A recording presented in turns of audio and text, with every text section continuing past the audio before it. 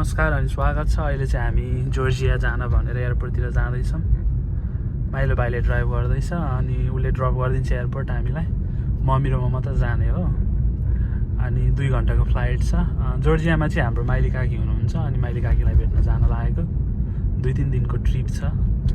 यो पानी छिटे जस्तो छ तर खासै चाहिँ यो हिउँ हो। भर्खर हिउँ पर्न सुरु गरेको छ तर जर्जियाको वेदर चाहिँ अलिक राम्रो हुन्छ, यहाँको भन्दा बेटर हुन्छ। एयरपोर्ट आइपुग्यौँ अहिले चाहिँ। घरबाट हिँडेको 3-4 मिनटमा आइपुग्छ। हामी चाहिँ यहाँ नजिकै छ। अहिले चाहिँ 6:30 भयो। हाम्रो फ्लाइट चाहिँ 7:40 को छ। सेक्युरिटी चेक गरेर भित्र छिर्ने यहाँनिर। खासै धेर भिड छैन धन्न आज।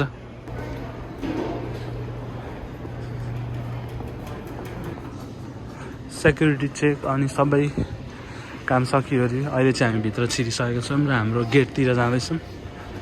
1 घन्टा अगाडि नै आइएछ, ठिकै छ। भित्रै वेट गर्छौँ अब हामी।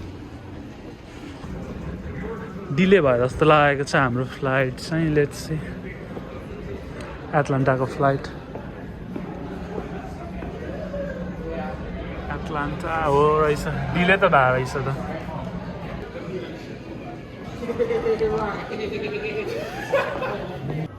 मिडियम भ्यानिला लाथे।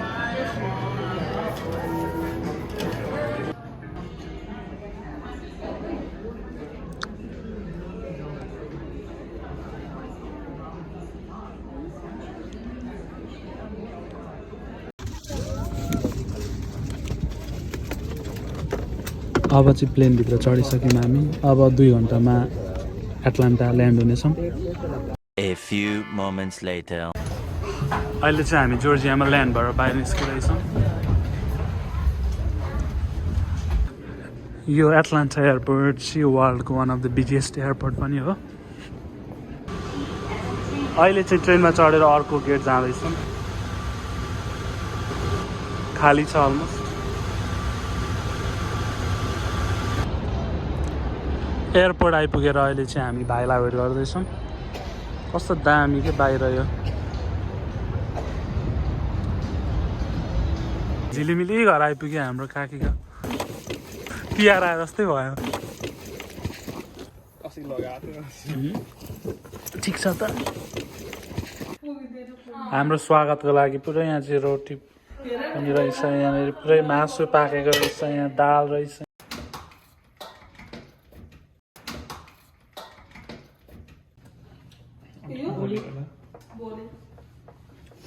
Day 2.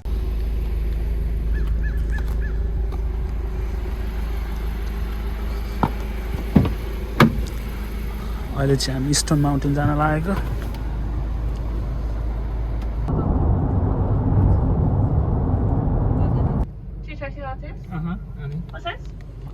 Venti.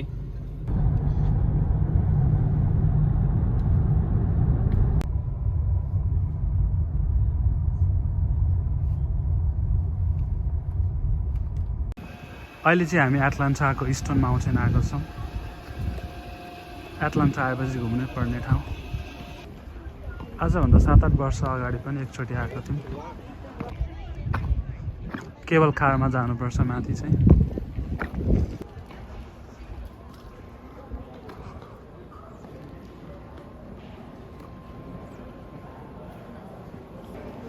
भाइ चाहिँ टिकट काट्न गएको छ अहिले हाम्रो लागि।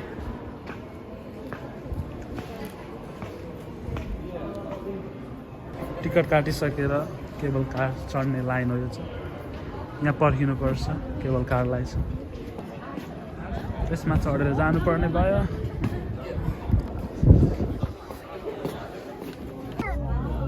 At the top of the hill, you got the Memorial Hall Museum. To the far right, you have Crossroads. Inside of Crossroads, that's where we have all of our other cars. Left to right, you have Jefferson Davis, Robert E. Lee, and Stonewall Jackson, along with their 3 horses. You can actually fit 2 full-size school buses side by side.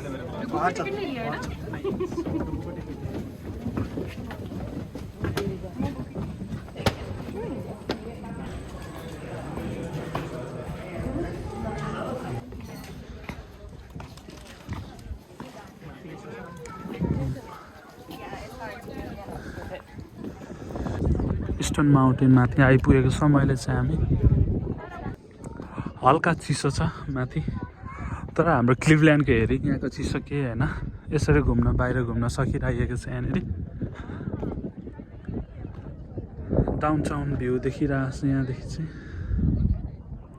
Per downtown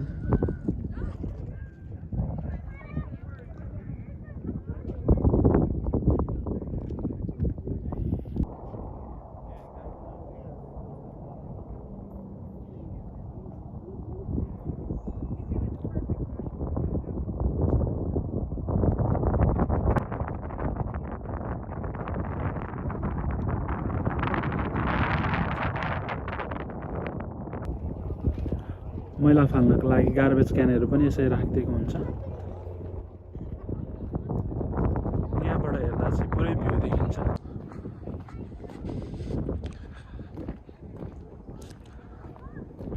त्यो मुभीहरूमा मुन भनेर देखाउँछ नि यहीँ आएर shooting गर्दा नि हुने रहेछ क्या मुन भनेर सानो सानो खाल्डोहरूले त्यस्तै झल्काउने क्या मुभीमा देखे जस्तै यहाँ मम्मीहरू फोटो खिच्दै हुनुहुन्छ अन्त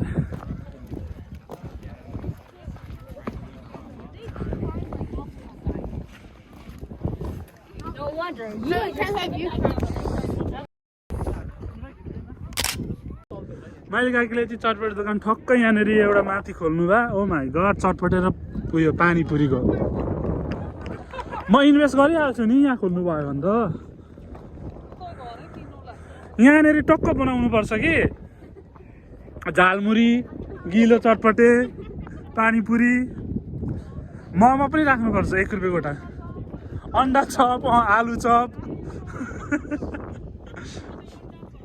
म इन्भेस्ट गर्छु काकी खोल्ने यहाँ कुरा राखौँ होइन अहिले प्रफिट चाहिँ 50-50 कि तपाईँलाई अलिकति धेरै बराबरी ए ल म इन्भेस्ट गर्छु यहाँनिर खोल्नुपर्छ होला ल पानीपुरीहरू चटपटे पिरो भयो भने यहाँ पानी खाने पनि ठिक्क रहेछ यहाँ चाहिँ ऊ नेपालबाट सामान मगाउनु नि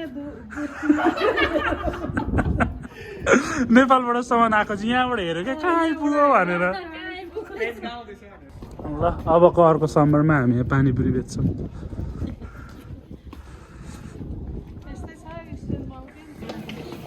एकछिन मैला हुन पाउँदैन यसरी सोरेको सोरे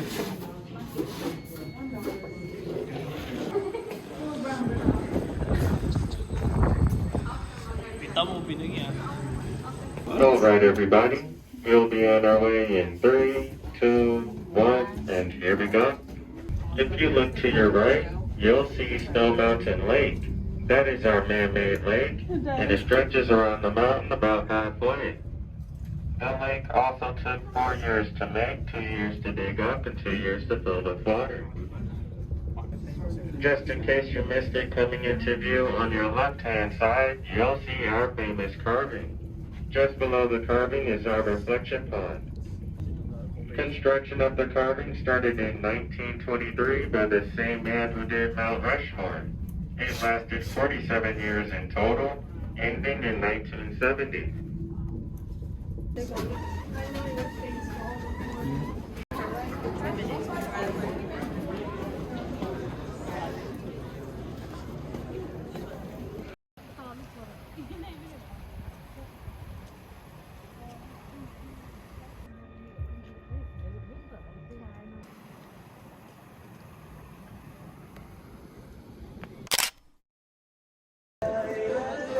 आज चाहिँ फेरि चाइनिजहरूको न्यू इयर पनि रहेछ अनि त्यही भएर यहाँ सेलिब्रेसन हुँदैछ जस्तो छ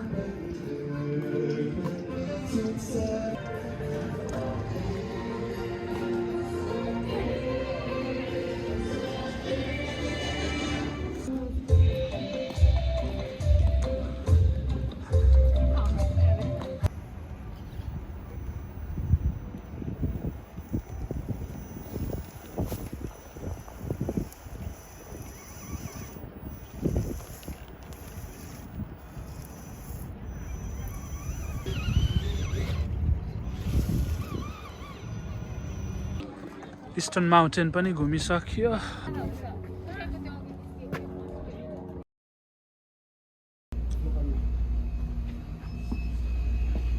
नेपाली पसलमा छिरेको अहिले चाहिँ हामी पान खानुलाई सबै थोक पाउँछ नेपाली दोकानमा हामी नेपालीलाई चाहिने खालको। अब अमेरिकामै भए पनि नुडल्सहरू भयो, दहीहरू भयो, अन्डा त पाइहाल्यो। अब अरू सागसब्जीहरू सबै भाँडाकुँडा पनि फ्रिजमा राखेको रहेछ। यहाँ त बिग्रिन्छ भनेर हो कि के हुनु होला। बदम ड्रिङ्क्स,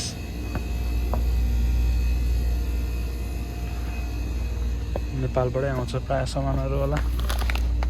दाल भयो, कस्तो खालको दाल खाने सबै खालको पाउँछ। फिङ्गरहरू भयो,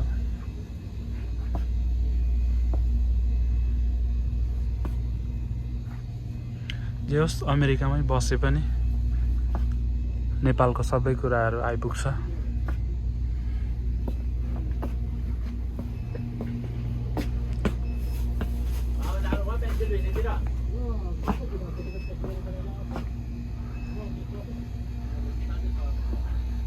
टु PM पनि पाउँछ,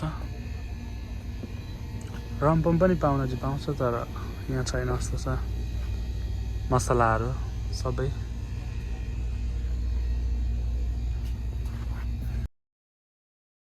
चटपटेको सामान ल्याइदिनु रहेछ।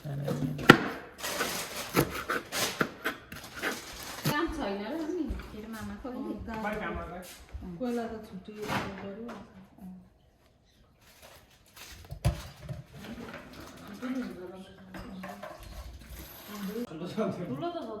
ठुलो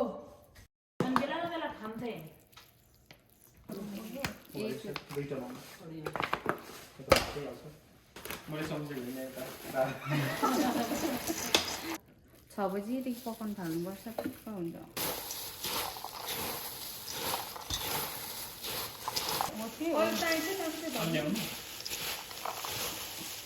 पहिलो पहिलो भएको एकले राख्नु नि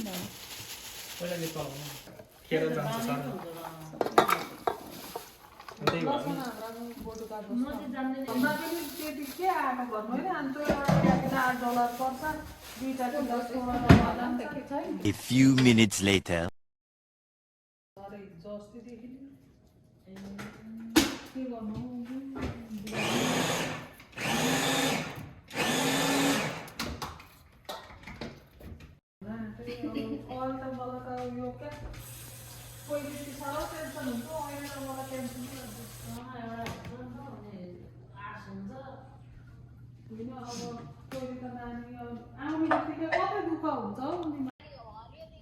हो त्यो हरियो हरियो छ नि टपमा। ए पहिला डाडु भएर हाल्छु नि त। ए चट्ट त गरेन तातेन छ, तातेन।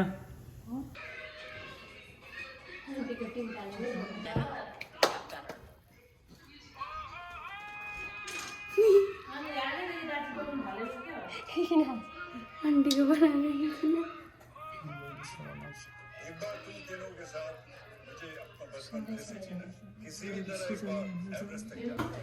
घरै छ चिन्ता